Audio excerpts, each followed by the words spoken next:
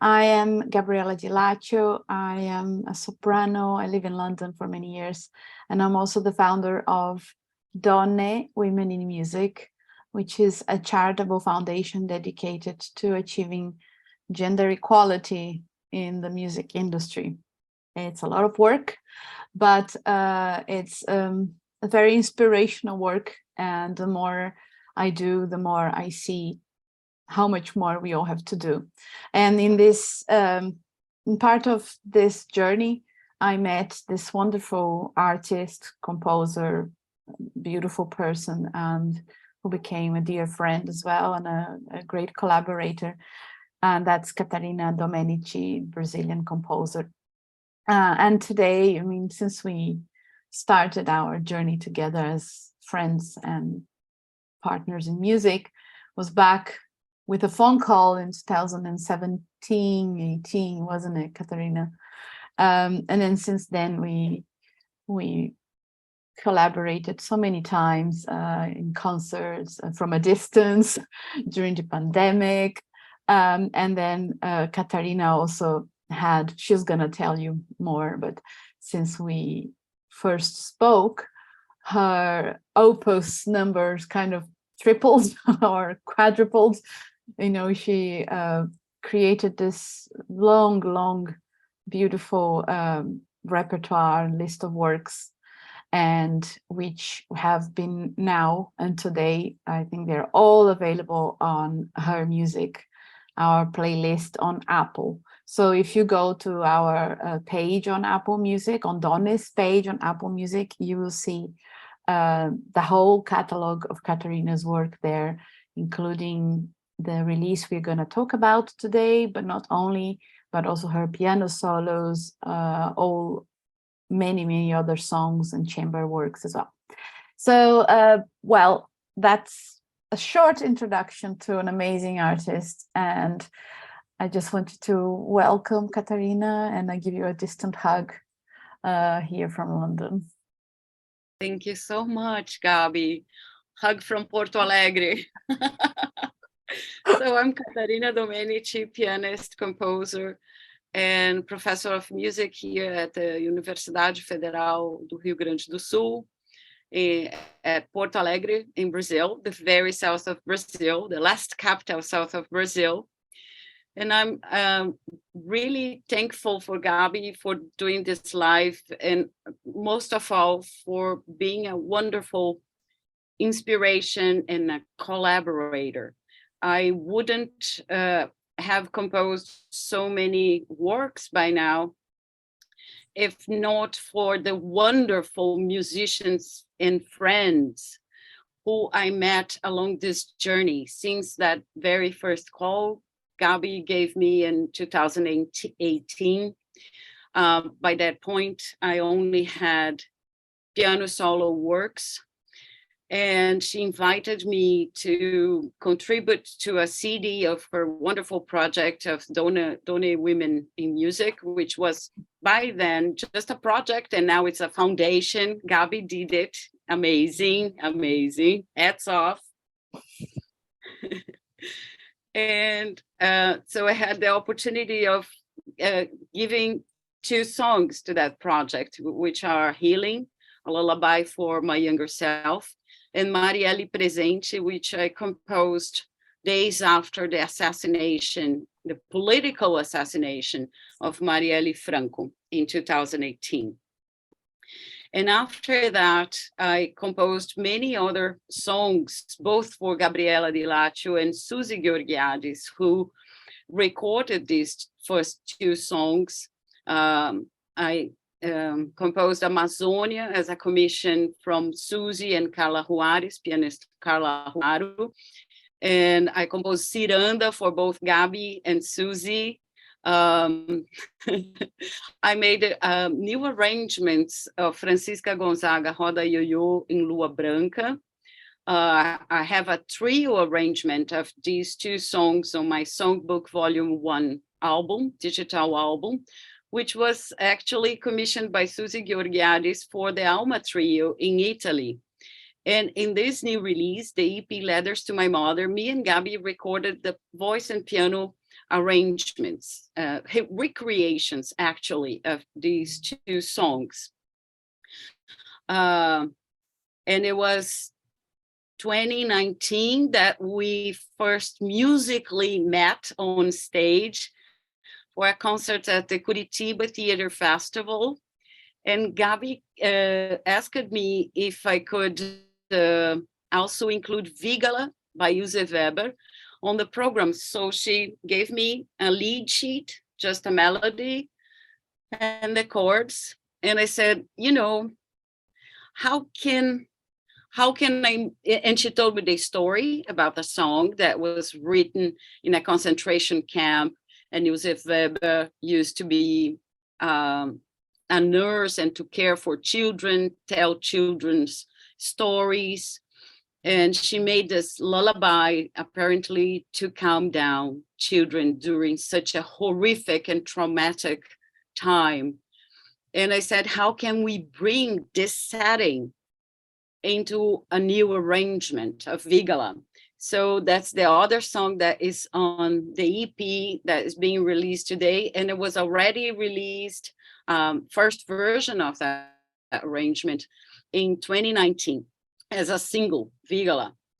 And now there is also an arrangement for a harp, wonderful soprano, Gabriella di Laccio, and her ensemble. It's available on my YouTube channel. Check it out. But now I would like to say a little bit about this song cycle, Letters to My Mother. So after having this magical musical meeting with Gabriella on stage, I was enchanted by her potential, her vocal qualities, and her dramaticity. And I started already to get inspired to write a song about my relationship with my mother. And also the whole situation of being a survivor of sexual abuse, and the question that is usually unanswered, that we kind of mentally ask our mothers. It's like, didn't you see this? What was going on with me? Weren't you aware that I was being abused? So I came up with this project of 4 songs, and I composed 2 of them before our concert in London, right before the pandemic in February 2020. We actually premiered these 2 songs in London. And then I came back home, and the pandemic struck and locked down the whole world. And I finished composing the 2 others, movements, songs 3 and 4, The Wound and the Farewell. And we had the opportunity of premiering the whole cycle in London last year, and we recorded the whole cycle that is available on the EP Letters to My Mother. And it's a really painful process. It's a painful therapeutic process to deal with trauma. And I have been working on the therapy side for many decades, 3 decades to be more precise by now. And writing this cycle just gave me a way to resolve the issues with my mother. Because I always suspected that she knew about it, but at the same time, she didn't know about it, because she did nothing to protect me. She did nothing to talk to me about it. Nothing. It's like, I don't want to know about it, right? And I suspected that, you pick up pieces and bits of information here and there, and you start asking yourself if that very thing could have happened to her as well in her childhood. And I think it was 2018, one of my sisters discovered a text hidden in a drawer that my mother wrote because she loves writing. And she wrote this text about a mask of death that she wears on her face because of something that happened to her in her childhood that she never told anyone about. And she feels more dead than alive because of this, and the burden of silence, the burden of keeping a secret. And I strongly believe that has everything to do in the way my mother developed, or better, did not develop as a woman, because she ended up becoming a very narcissistic mother, and is really troubled relationship with me, aside from the sexual abuse. There was the narcissism as well, that she could not see a half-Black child. She is a white woman, so race is in the mix as well.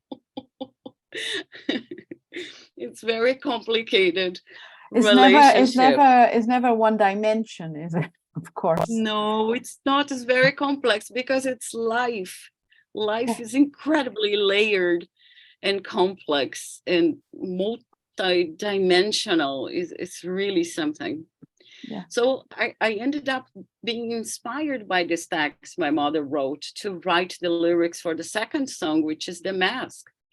Because in the first song, that's the bond, and it addresses the bond of silence between mother and daughter. Please don't tell, please don't tell. Shh, we don't talk about it. Mm-hmm. And I decided to tell, and how freeing this is to me. Yeah. And then I imagine the mask as my mother replying to me why she didn't do anything, why she didn't see, why she chose not to see and not do anything about it. So the bond of silence was broken, was shattered. So in the third one, which is The Wound, I feel like this little girl trying to kick her mother as she's half dead. And I'm like, be alive, come to life, wake up, my mother. We have carried men on our backs by being silent for so long. Wake up, manifest your rage. Your rage is my rage, is all of our rage, for all of us, which we were poisoned by secrecy. Secrecy is a poison, because secrecy is actually what ultimately maintains patriarchy, is the silence of women. Men abusing their power, they are so used to it on so many levels and in so many different ways. But we always keep quiet. We don't talk about it. We don't expose it. So we need to expose it to break the cycle of violence against women. Yeah. So that's The Wound. It's number 3. And number 4 is The Farewell. When I realized in my therapeutic process that I had to let go of my mother. If I want to develop into womanhood and not be just this damaged girl, I had to let go of her. And letting go is understanding why it's that way, what her limitations are. Yeah, when you say let go, you mean forgiving her, or just? More than forgiving, I think, is understanding, because I don't know, I'm a very not rational, I'm extremely emotional as well, but I have reason is very strong for me. So if I understand something, it's easier. It's easier. It's not a kind of a blind letting go of from the bottom of my heart. No, I have to understand why she acted like that. and the understanding kind of leads me through this letting go. I don't know if it's forgiveness, but I think so. Yeah, I remember I was just showing, look, I don't know if you can see. Yeah. It's on our playlist today, and I really invite everybody to listen. So as Catarina said, the first song is called The Bond, the second, The Mask, the third, The Wound, and the last one, The Farewell. And it's really, well, first of all, I didn't know she thought all these things about me when she started when she started planning all this cycle. Oh my God. Oh my gosh. I guess you ahead. were the voice. I wrote it for your voice. I wrote it with your voice in mind, as much as I wrote Amazonia with Susie's voice in mind. It's like each one of you are so unique and so wonderful, and you afford so much for me to play with. It's wonderful. Wow. Thank you so And I much. think this is one of, thank you.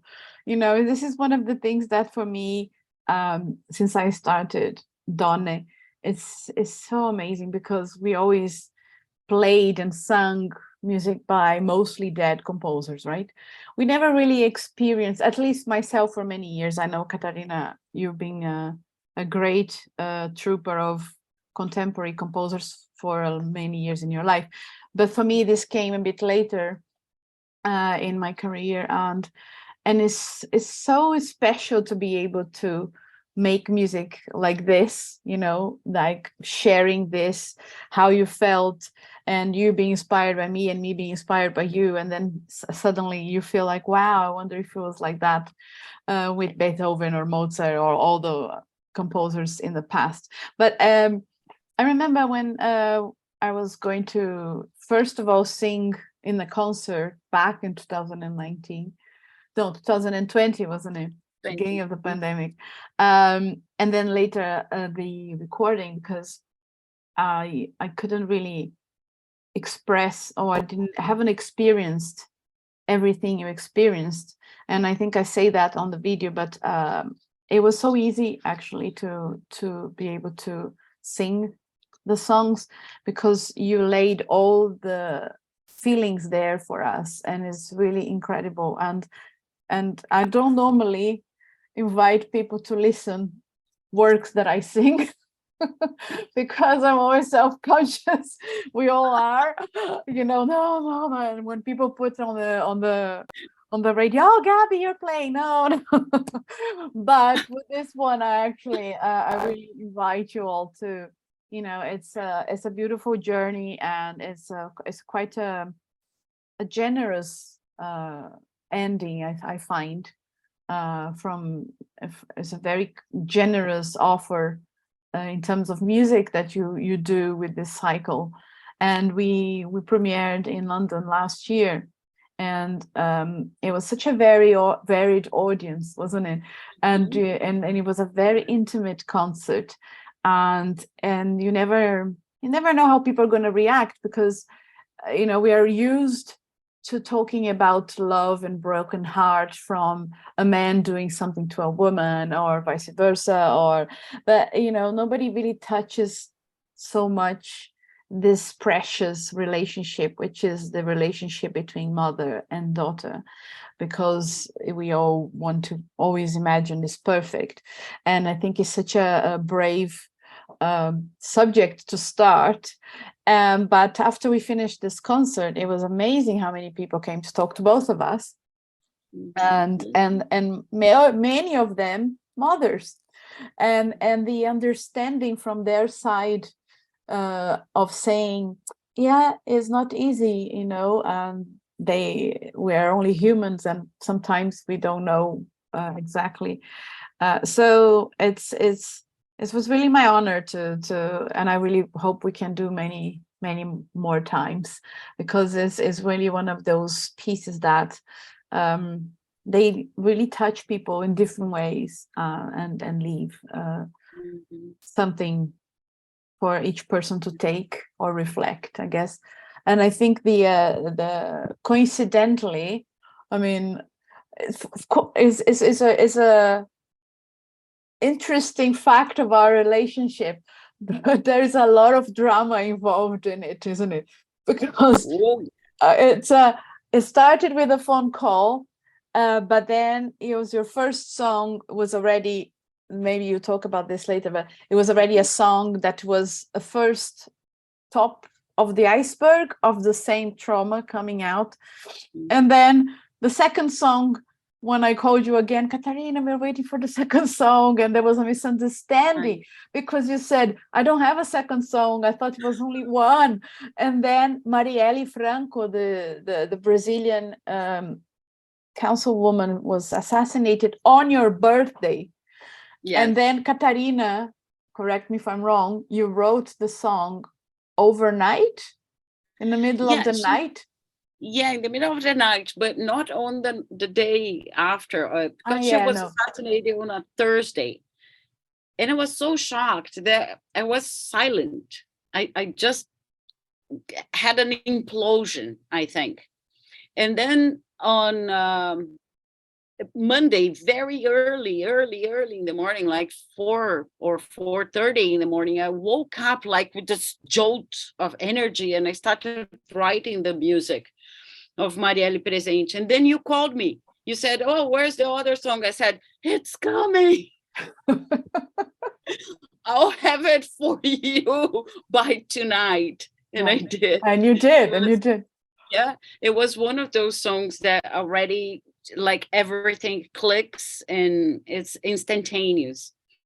Amazing. And it's like children. Works are like children. Everyone is different. Each one is different. And other songs that you labor and you revise and you redo things, like The Bond. The first version of 2019 is very different from the version that we recorded last year. I revised, I racked my brain to make it better because I am a freak perfectionist. Yes, I am.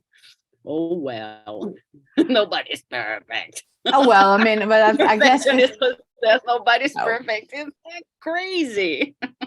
And it's really interesting because I think that's each person has a way of working, of creating. But so just can we, and then the next piece I asked you to write was Vigala, which was again a traumatic lullaby written in a situation that none of us can imagine, by this wonderful composer Ilse Weber, who was trying to really make the lives of the elderly and the children in Theresienstadt a bit lighter by writing plays and singing songs. And it was exactly like that. It was a piece of nothing. It's like a one sheet music that was kind of just, that's it, there's 3 chords. Yeah. And then again, Vigala is another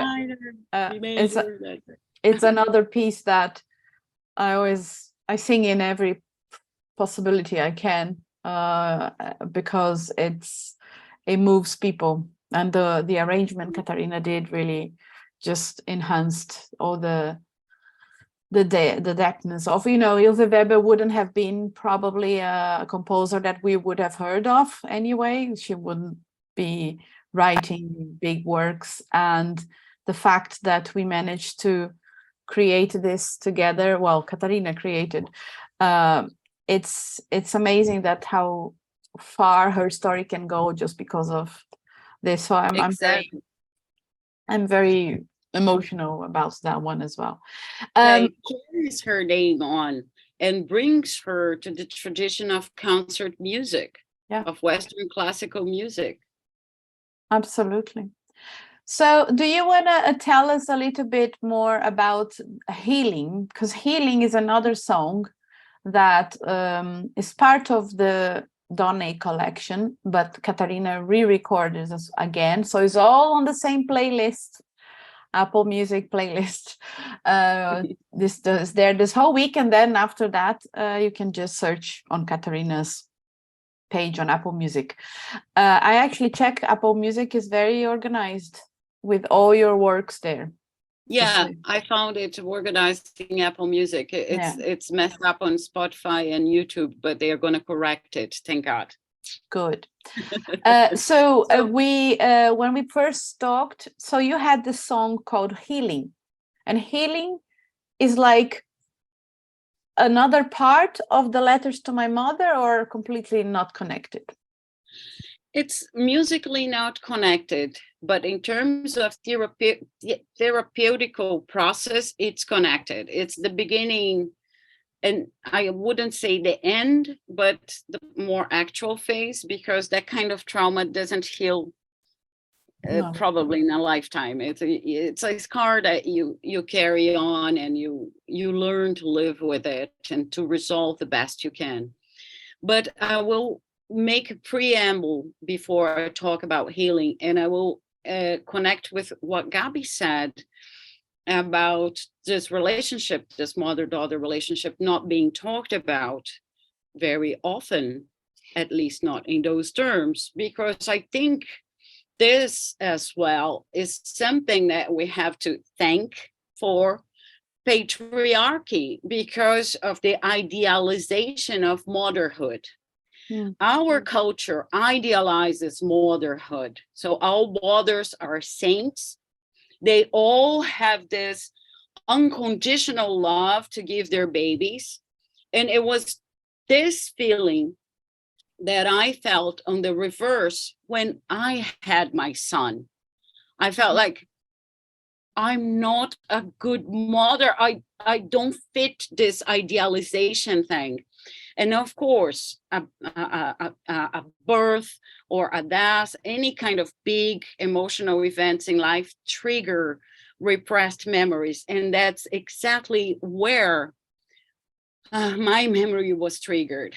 So I started doing therapy while I was in the United States doing my DMA with a newborn son, and feeling extremely inadequate as a mother, and dealing with this the surfacing of repressed memories, which for days I was sick in bed, just throwing up, with horrible headaches. I couldn't open my eyes. I had all kinds of somatic responses to these memories.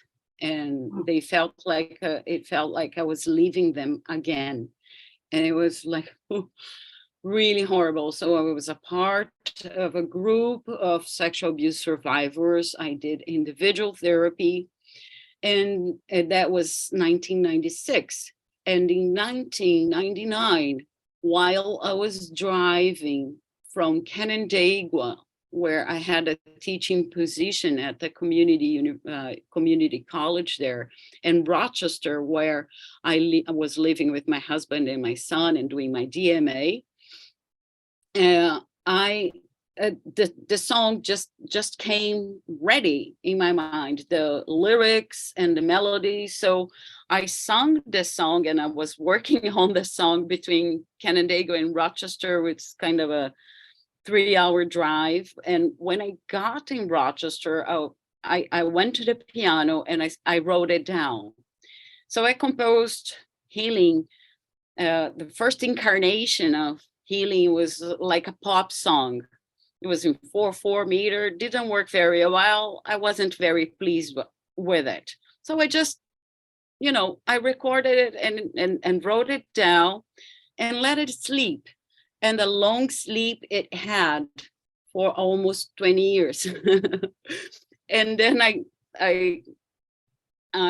reworked Healing as a lullaby, and I think it worked beautifully. And I was already a more mature person, a more mature pianist, a more mature composer, because back in 1999, I wouldn't dream of considering myself as a composer. Considering myself a composer, I wouldn't see myself in that light.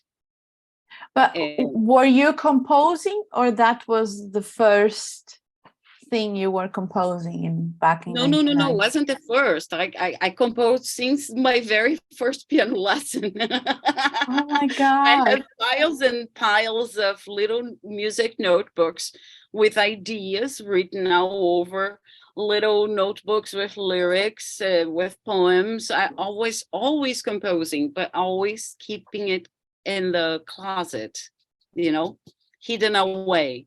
And I did not see myself as a composer at all, mostly because, those silent messages you get from culture, right? You see, Yeah. all male dominated programs, all male dominated musical canon, all male dominated composition faculty. You say composition is not for women in classical music, clearly, right? You come to that conclusion almost subconsciously, right? So I didn't want to go there, I guess. I think exactly that when I was doing a concert last week actually, and I did ask people before I start the concert, I want to ask how many women composers in history of music. I told them not to tell me, just to think about it. Oh, and then how many women composers alive, women composers, right? Because then you can justify that, maybe there were not as many historical women composers. But when it comes to living women composers, then you shouldn't really have to, imagine they shouldn't be equal, right? And then the third question was, so how many times you go to a concert or a festival, or you're listening to the radio, or you're checking your playlists on your phone, and you actually pay attention to how many of those are men and how many are women? Because actually we don't. We spend our whole life going to concerts and accepting, and that was my case. I love music, and even though I was growing up in Brazil and I was very far away from many of the, the opportunities and concerts I would like to see, but I went to a lot of concerts, every one I could, our symphony orchestra, I was singing in the symphony choir, and I can't remember seeing a name of a woman in a program all those years, right? And then and we don't question. We don't even question, because we just accept, isn't it? Yeah. So it's very, I can imagine for a woman who wanted to be a composer, now is much easier, I guess. There's still barriers in the industry, but I believe women now can believe they can do it, and they know Donne is trying to help that they existed. And there were plenty of them, even in historical times. And then I laugh because you always said you were a composer, a closet composer, and you came out of the closet after. The first song I wrote was 1977. It was the first year I started piano lessons. But then the following year, I went to study at Tatuí Conservatory, the Conservatory at Tatuí. They didn't have a composition course there. And everything we learned was about the composition by men, written by European white men. So what I started to do, I went and involved myself with Brazilian popular music. I started putting my songs in Brazilian popular music festivals, writing for festivals, and writing for jazz groups that I had with colleagues. Again, the only woman in the band, right? But the scene was not very different in popular music. There were women singing, not much playing an instrument, and less still composing. So it was like block. Creating music, composing music is no place for a woman. So I went to my private closet and I hid there. for 5 decades almost, something like that. It's a long time. It was a long time. So long that I ask myself today, how could I have lived all those years without that, without taking me seriously?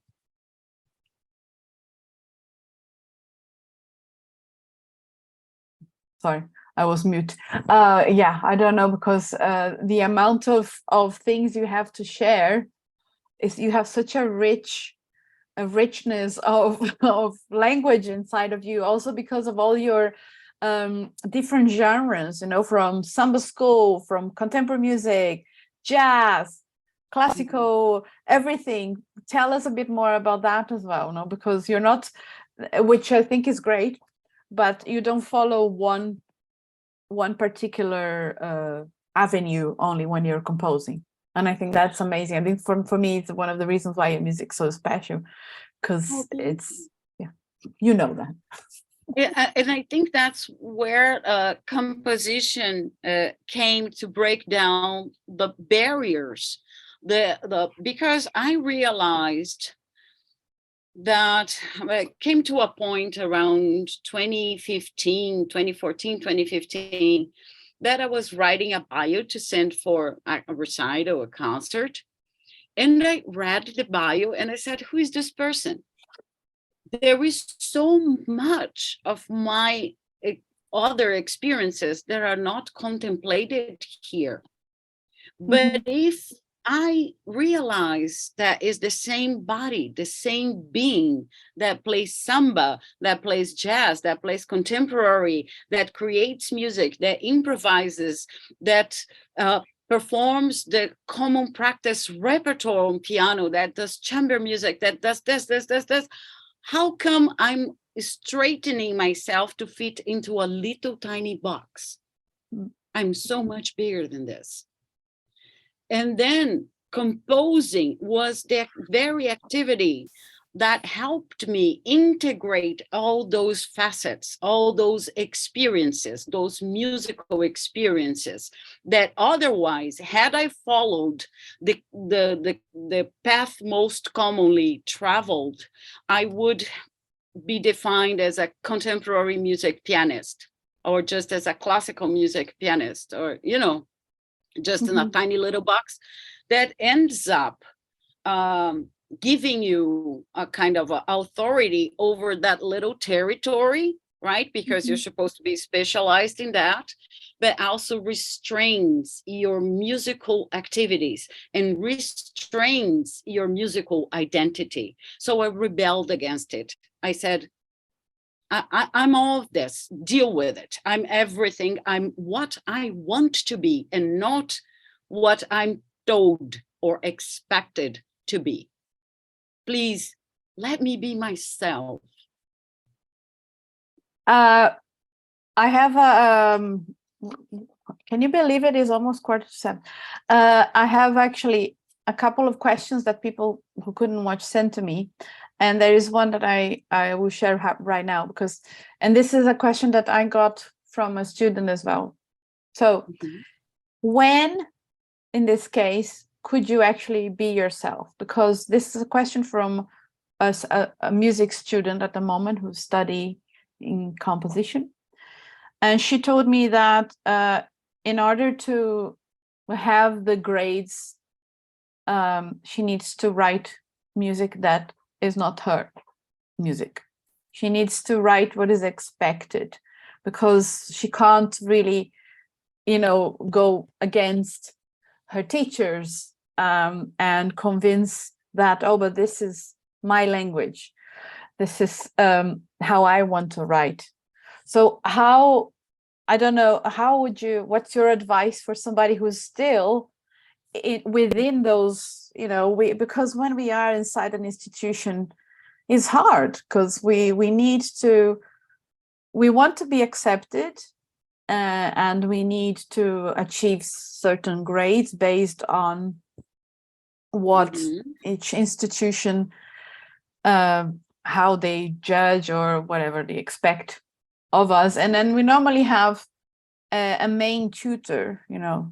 In my case, I had a main singing teacher, and of course you have different classes you go, and then workshops and master classes, but you normally work closer with one person. And I think in this case, she works closer with a person who doesn't like what she's trying to write. Okay. So here's the thing. First of all my professional training, like undergrad, graduate, master's, DMA, it was in performance. I wasn't formally trained. I did not take a course, a university course in composition, but I always studied composition privately.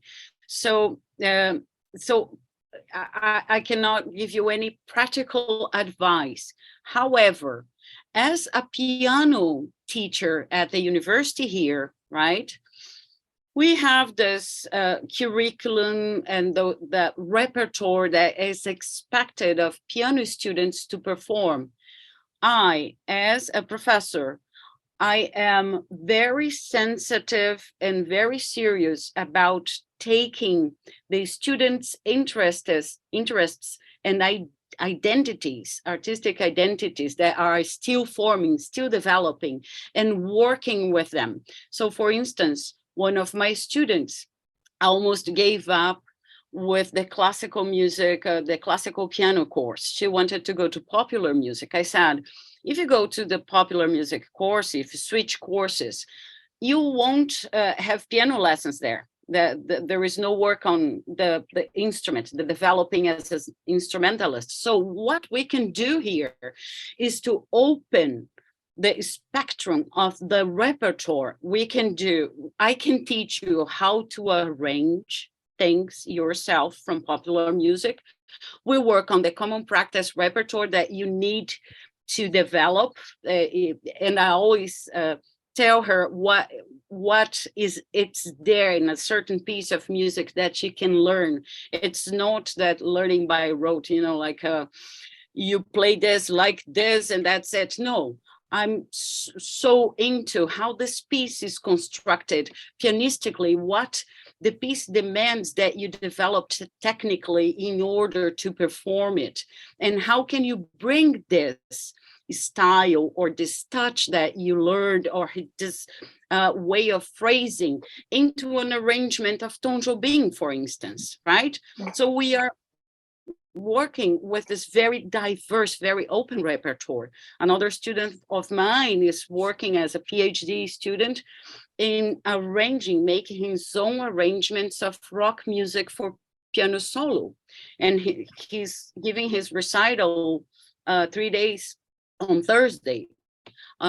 It's just Friedrich Gould, Christopher Riley, his own arrangements, and Brad Meldau. So the repertoire is immense, but the problem is with how the teachers think what they're teaching, about what they're teaching, right? Yeah. We want to develop the basic abilities, the musician's abilities. And if you think in terms of abilities, you're gonna see that all genres of music rely on the same abilities. Aesthetically, they differ, but the basic abilities are always there. It's how to phrase, good rhythm, good pulse, how to keep the pulse, is how to deal with harmonies, how to deal with counterpoint, no matter what genre of music you play, right? So I think it's a lot to do with the way pedagogy is taught, music pedagogy in general. Today, with this plurality of information and of musical styles and genres. Now, the other thing that helped me is being Brazilian. Why? Because we're periphery, because we don't matter to the civilized world. So we can do whatever we want. So I took that bet. I took it to heart. I don't matter. I'm a third world Brazilian woman, biracial, so I don't matter. I can do whatever I want. That's very empowering. That's I don't think you don't matter. I think you do matter, but I understand the feeling that we feel so far away, right? That so distant from, and I think that's the case for so many artists in Brazil, men and women. You know, it's easy to feel that you don't matter because, and it was a feeling I had when I came here, actually, which people sometimes don't know, because you come from, as you said, is a third world country. Every time I say Brazil is a third world country, people say, what? No, Brazil is not. Well, it is. It's a beautiful country. That's how they see us. Yeah, it's a beautiful country, and it has amazing people. For me, that's the best thing the country has, and this diversity that it enriches our. Since we are kids, we grow up seeing so many different cultures around us and hearing these, living these cultures. But anyway, we don't have the stereotype of being the top classical musicians in the world. I think things are changing now. So we arrive here in the scenery of the European music, and as a Brazilian singer, of course, nobody expected great things from me. That's at least what I felt. So I always felt like, wow, I have to really prove myself, because I don't have these sort of, this first card that appears before you if you are, I don't know, but we a violinist from Japan. Sorry? We do have top Brazilians in the world musical, classical music. Absolutely, yeah. Right? Nelson Freire, Antônio Menezes, Diana Caxo. We always had these top shelf musicians. But the thing is, I think it's like Villa-Lobos, right? It's like there is the weight of tradition in European countries, less in the United States, and even less here. But Villa said, I'm a Brazilian. I'm going to do the music of my country. It's like I understand that tradition can be a heavy weight to carry on your shoulders, but at the same point, you need to kind of reevaluate if you want to carry it, and sometimes be drawn by it.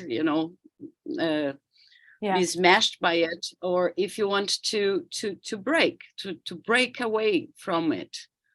Absolutely. And there are so many European composers who broke away from it. The rebels. Definitely. I don't know if people want to ask questions, but I have another question that somebody sent me before, in case if anybody wants to ask a question, the time is now. So this question is from another composer. She's in America, and she says that she had a lot of trauma in her life, and the problem she finds about trying to turn this into art is that the sadness kills her creativity. So how can you overcome the blank of one sadness of the trauma, instead of pushing you to create that art, it just freezes you? Because it's so much. I totally understand that, because I can imagine, felt it too. And what helped me was to put into words, is to write about it. That's what helped me more than just the sounds. The words helped me a lot. Once I start writing about it, it was a liberating feeling. And the funny thing was that then the sounds came with the words. they came kind of combined, like in the song Healing. So I believe that everybody is different, but that's the tip that I can give you, is to share with you what helped me to get over this. It's like an ocean of sadness, there isn't ocean big enough to carry all that sadness. It's just overwhelming. It's like your tears are gonna fill the oceans of 3, 4 planets together. It's unbelievable. But when you articulate, when you are able to start articulating that into words, you feel more But perhaps even if you want to write an instrumental piece, do you think it's also important to start writing your feelings as words first and try to see? I think for me, writing about it is it's like thinking about them and resolving them, because a lot of traumatic experience is about feeling powerless. It's about feeling overcome, of being impotent, like you're not able to do anything. And I discovered that's why the therapeutic process is so important, because it gets you to articulate, to speak, to talk about it. And as you talk about it, you refine the experience. You started to perhaps talk poetically about it, or just raw about it, whatever way, but you started putting it out there in very clear way. And for me, clear is good. For me, it helps. Otherwise, it's just a covert thing all over again. So I think even if it's an instrumental piece, perhaps it would be helpful to start thinking the program notes about this piece. What is this piece about? And writing a little text about your idea for this piece that would give you more, perhaps even an intimate connection with your sonic universe. Oh, that's very interesting. I never thought of that, because that clearly would help, I guess, if you write beautifully for voice, and some people prefer writing just an instrumental piece, and I guess this is a great way of organizing the thoughts, I guess, and then letting. Of course, I mean, it doesn't mean it's a magical way of happening, I guess, for somebody. It's different. Yeah. And I also experienced the very opposite of that. Just if you feel this emotion, right? Yeah. Just dive into it. Dive. Go to the piano and just,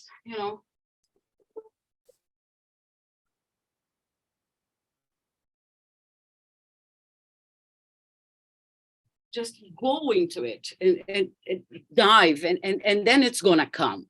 It's gonna come. Just leave it.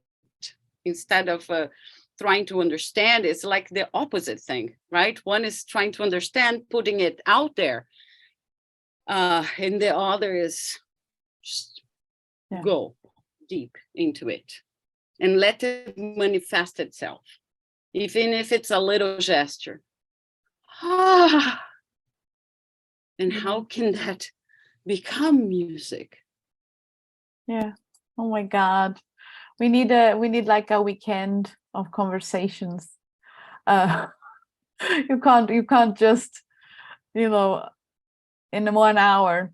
We are just starting to get into the thing. No. Well, I don't know if anybody has any more questions. I'm just gonna have a quick look here. But in the meantime, I'm just gonna put here on the chat.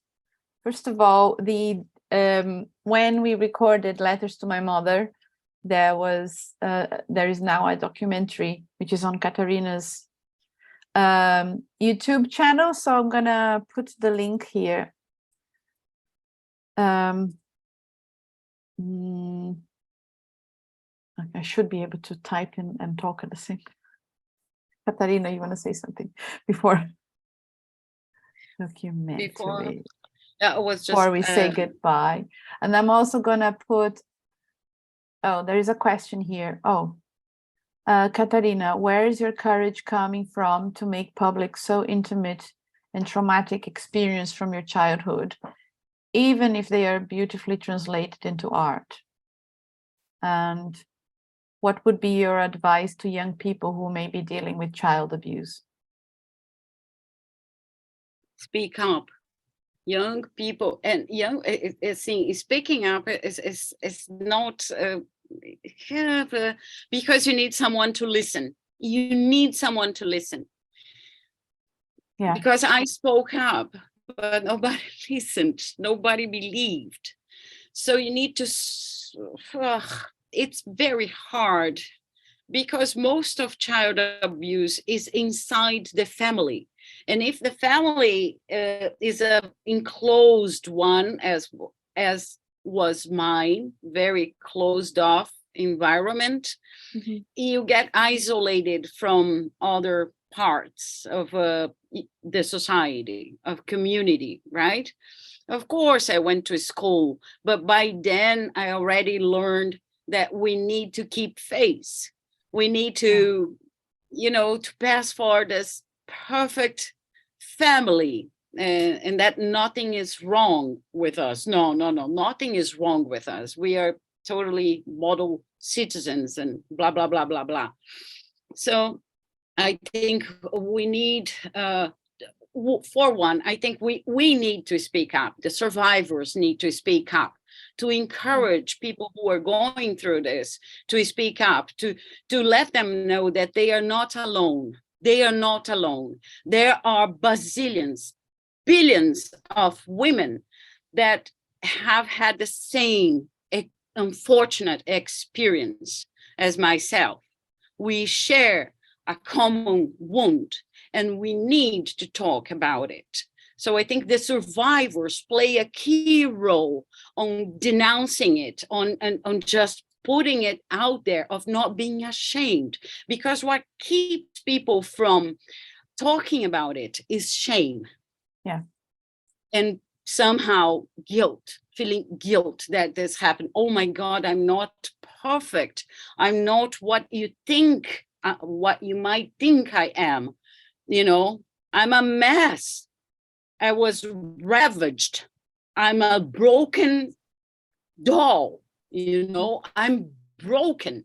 And for you to say publicly that you were broken and that you were able and are still working on gluing yourself together, the wonderful art, Japanese art of kitsungi, mm-hmm. This perfection made of imperfection, and life is imperfect. Yeah. So I think that's it, that we need to be truthful. Well, I'm sure I speak for myself and everybody who is listening now and all the people who are going to listen later. But I really salute your courage and your generosity in sharing everything that you did with us today and in many other situations as well, personally with me, and most of all for your generosity in sharing this through music, to be able to overcome your personal pain, your personal barriers that could have just stayed with you, but you gave us this amazing present that is your music because of it. So we would all prefer that nothing like that ever happened to you or to anyone out there. Mm-hmm. But the fact that you're here today sharing your story, I hope that will help to empower other people listening to, one, have the courage to speak up, and it doesn't matter to who. And one thing that the Donne Foundation has taught me is that there is an amazing network of people that are part of Donne, And I do receive messages from women in these situations, not equal as yours, but in different kinds of feeling uncomfortable in the industry. And Donne is always a place where people can at least reach out, even if we can't solve the problem. It's a way of sharing, and in any way, we will always try to connect with the correct person. And so feel free to, because sometimes speaking to a person might be too hard, but always feel like you can write to us here as well. Yes, that's and awesome. we try to do our best. But I think for now, I put all Catarina's links there. Anyone Awesome. that I forgot, Catarina, put your YouTube channel, your personal website, the documentary, Instagram, Facebook, the pianist composer. Instagram, Facebook, and then if you want to say a last I just message have or a last message, which brings us back to Letters to My Mother, which is people who were hurt, who were traumatized, who were abused, and who have not dealt properly with the wounds and the consequences of this are inevitably going to hurt another person. So it's about breaking the cycle of violence. And for us women, in order to break the cycle of violence, we have to break the pact of silence. Yeah, absolutely.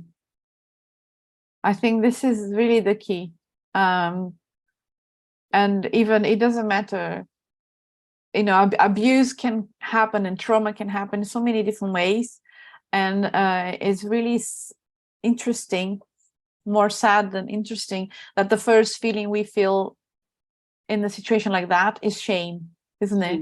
Is shame.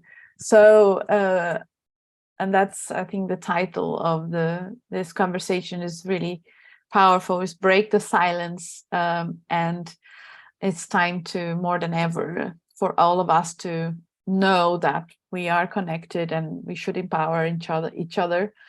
And any other person who, abuse, trauma happens to men and women, and it's not specific to women.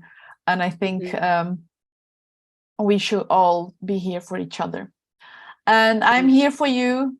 And more than anything, I just want to say thank you for being part of my artistic life and my personal life as well, and for all the beautiful music you have written. Oh yes, and I got it was here. I lost. Somebody asked me. Oh, ask her what else is coming. What's next? So if we're gonna what's next, Catarina, before we leave you? Next, I think there are many things being prepared now, but they are in the beginning stages of preparation. So I'd rather not talk about it right now. Okay, that's I understand. Oh, just a last message from Barbara. Thank you. A subject close to my heart. Still have scars, but I can speak out. But now I can speak out. So awesome.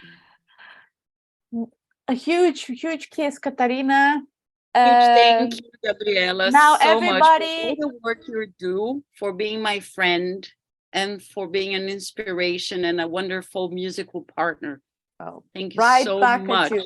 Right back at you. And everybody, when this is finished, go and listen to Letters to My Mother. Well, watch the documentary first, maybe. Is 10 minutes.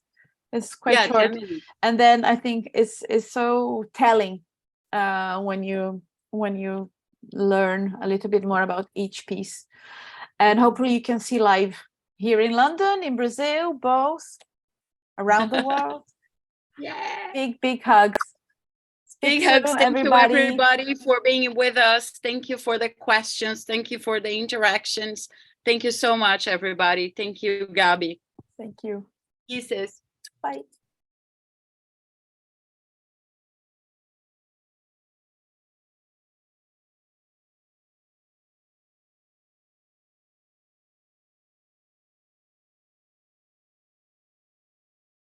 Okay. Estamos só nós agora? I think so. Hold on. Yes. Ai, que nervoso. Ai, Sim. estava ótimo. Eu disse, passa muito rápido. Só vou olhar aqui só para ver. Não, não rodou. Só um pouquinho.